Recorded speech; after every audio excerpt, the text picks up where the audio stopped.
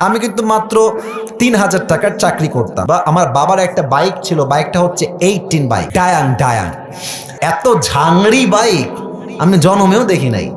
Start দিয়ে এখান থেকে যাই 1 কিলো গিয়ে আবার বন্ধ হয়ে যায়, ওখানে গিয়ে আবার এমনে ঝুকাই, তেল আছে তাও চলে না। তবুও কোন মতে ঠেলে ঠুলে চালাইছি কয়েক মাস যাব। আচ্ছা, একটা পর্যায়ে গিয়ে এমন একটা অবস্থা হলো আমার পকেটের, যে তেল যে ভরবো বাইকে ওই টাকা আমার পকেটে নাই। তা আব্বাকে বললাম, আব্বা मैं माफ़ी भी मांगता हूँ, দোয়া भी मांगता हूँ, আমার দ্বারা এই বাইক আর চলবে না, তোমার বাইক তুমিই রাখো। তা আব্বা বললো, কি করব বাইকটা, আমার পায়ে তো ব্যথা, আমি তো হার্টের রোগী, এটা কি সেল করে দিব? বললাম, বিক্রি করে দাও, আমি এটা বিক্রি করে সাইকেল কিনবো, সাইকেলের চাইতে ভালো হবে আমার জন্য।